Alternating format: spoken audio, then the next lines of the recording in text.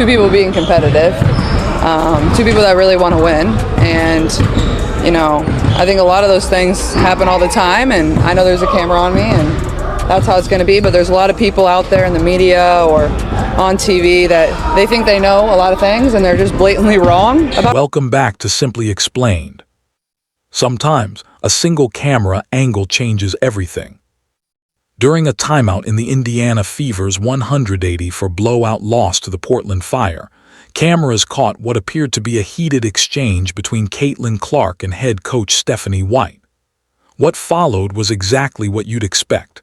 The clip went viral, social media caught fire, and within hours, the basketball internet had taken sides.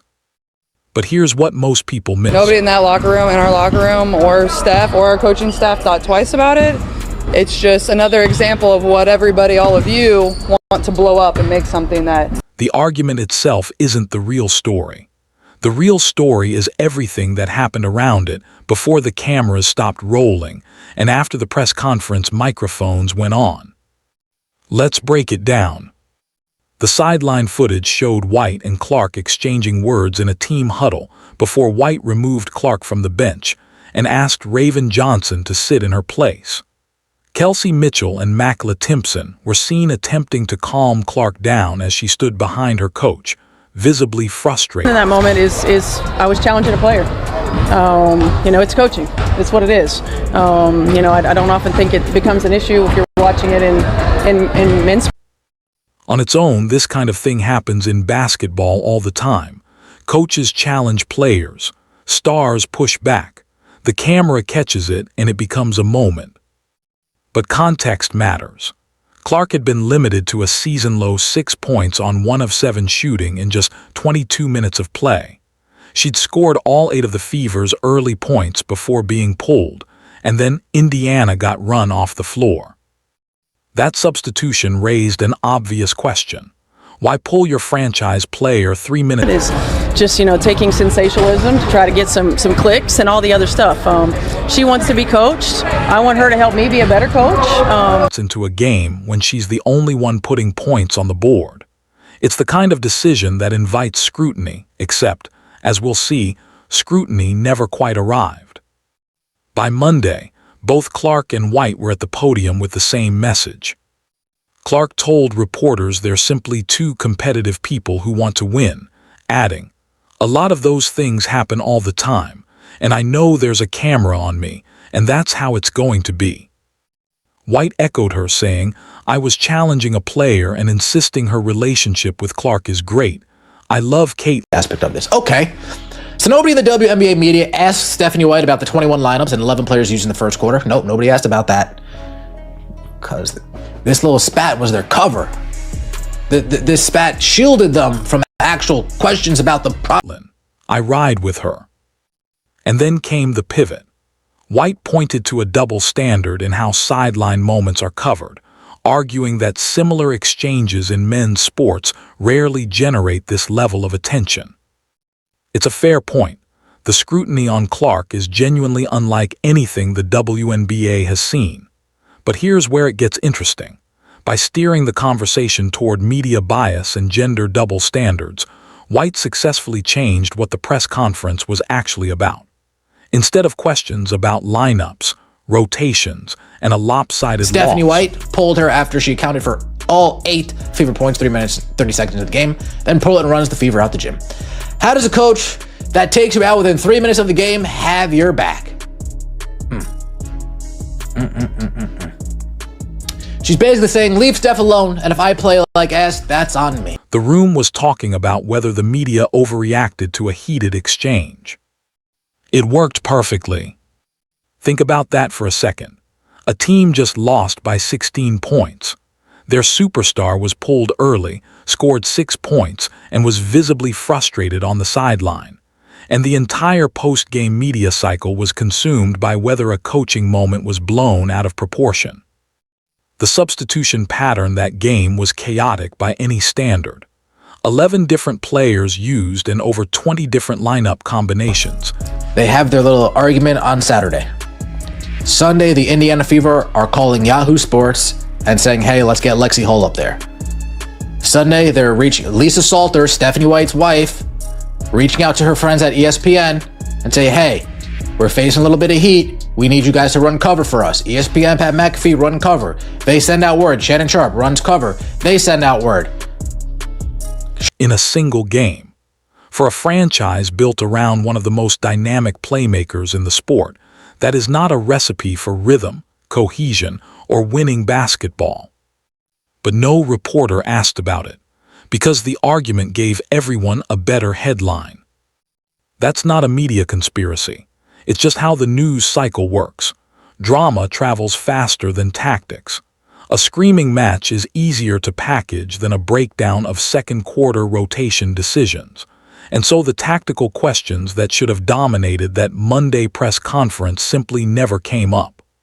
Right, fans are going to stop. If you don't care, you're cool getting pushed around, you're cool scoring 7 points, you're cool scoring 6 points. Well, people didn't come to watch you score 7 points, nor 6 points. Let me know your thoughts in the comment section below. Like the video, hype the video, and subscribe to the channel. Clark was emphatic in defending the relationship.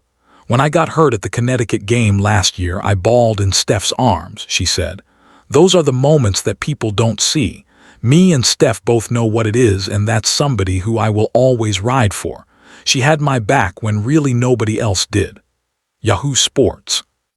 That's genuine. That's not a scripted PR line. You don't say something like that unless you mean it. And yet, loyalty between a player and a coach doesn't automatically mean the system is working.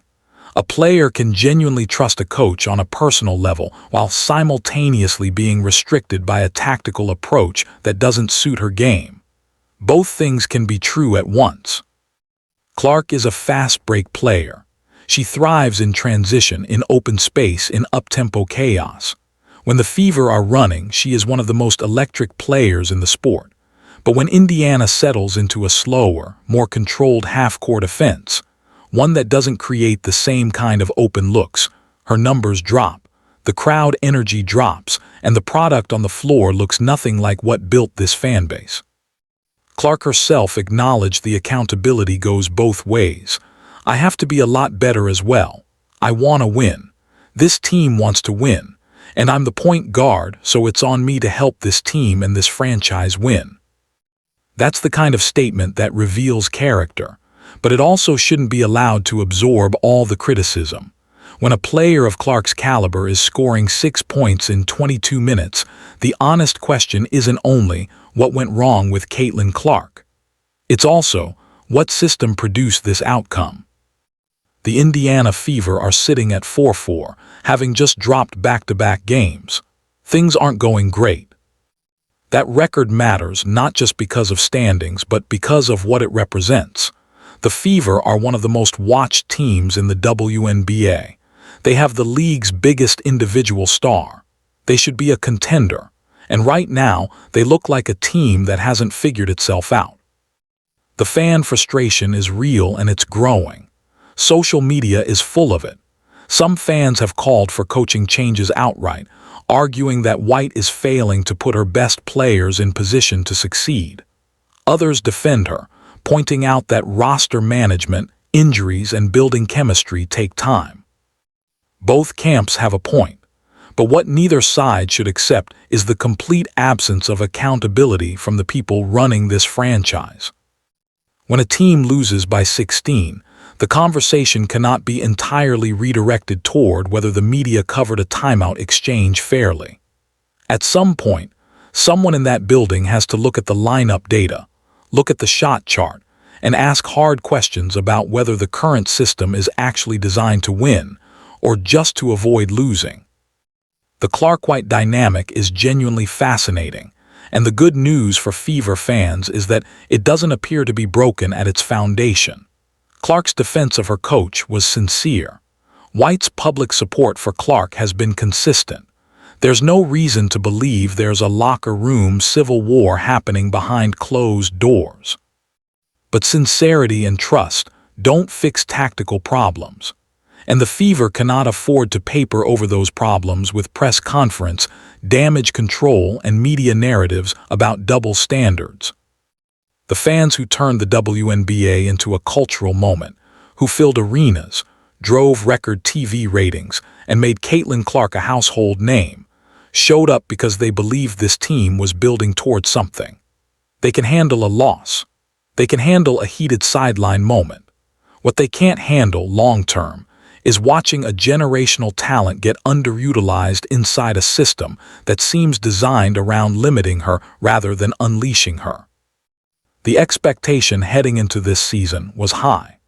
After reaching the conference finals last year despite a wave of injuries, the Fever were supposed to be a legitimate championship contender in 2026. At 4-4, there is still time to course correct, but the window to get it right is not unlimited. The next few weeks will tell us a lot. If the lineup stabilize, if the fast break starts flowing, and if Clark starts looking like the player who made the entire country fall in love with this league, then this whole episode becomes a footnote. But if the rotation chaos continues, and Clark keeps getting pulled at the wrong moments, and the Fever keep hemorrhaging games they should win, then no press conference will be enough to quiet what's coming. The cameras are always on, and right now, they're showing us a team that hasn't figured out how to be as good as it's supposed to be. That's the story worth telling. If you want more breakdowns like this, subscribe to Simply Explained. We cut through the noise and give you what actually matters. See you in the next one.